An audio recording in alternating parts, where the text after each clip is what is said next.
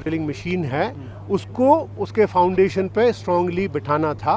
वो काम हमने बहुत सहज तरीके से कर दिया है, जिसका प्रमाण ये है कि उसके ऊपर मशीन रात में चला करके हमने ऑगर को वापस खींच लिया है।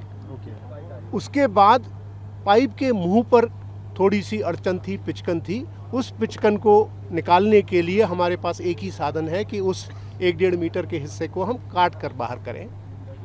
तो जैसे केला छीलते हैं वैसी स्ट्रिप्स में पहले गोल काट करके फिर लंबा काट करके छोटी छोटी स्ट्रिप्स पहले नीचे से फिर ऊपर से काट करके हम बाहर निकालने का काम इस समय कर रहे हैं।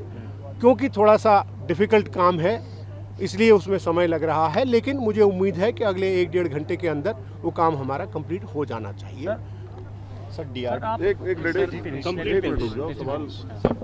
वो काम कंप्लीट होने के बाद फिर हम जो नॉर्मल हमारा ड्रिलिंग का काम है वो हम चालू करेंगे। कब तक सर शुरू कर सकते हैं, जैसे कितने घंटे? उम्मीद करता हूं कि 11 साढ़े 11 बजे तक हमारी ड्रिलिंग का नॉर्मल काम स्टार्ट हो जाएगा। अभी डीआरडीओ की तरफ से कितना रास्ता बचा होगा मैपिंग वाला बता दीजिए, जब ड्रिलिंग शुरू होगी उसके बाद कितना वक्त बचा होगा?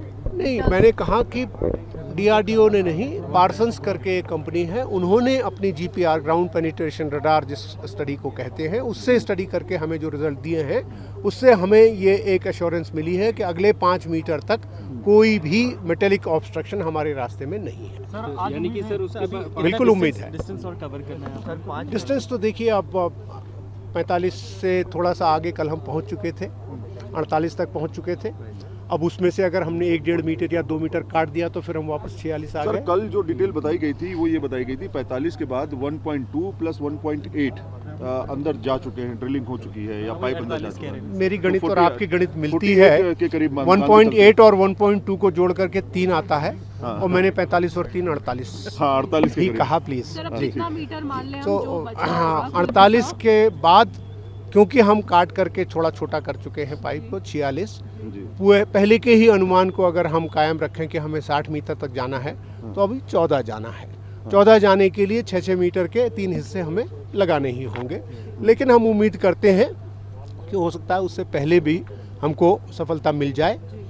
उम्मीद है शाम तक अगर सब ठीक रहा तो हम लोग 5 मीटर की जो बात की जा रही है, 5 मीटर अंदर क्या क्या चीजें होंगी ये पता चलेगा।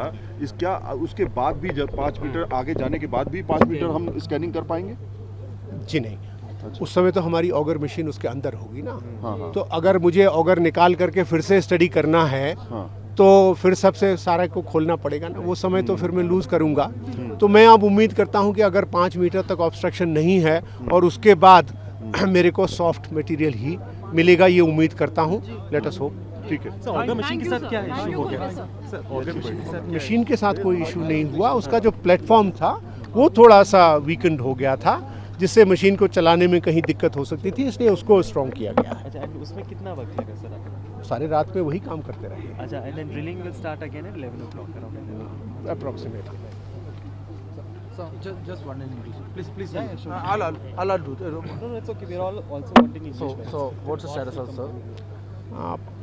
At this moment that we are standing outside the tunnel, we have throughout the night worked on 2 directions, revamping the foundation of the machine on which the auger drilling was operating, and it has been successfully done through the night. The second operation thereafter was to remove the auger, go to the mouth of the pipe and try to remove by cutting the squeezed portion of the pipe, which is continuing now.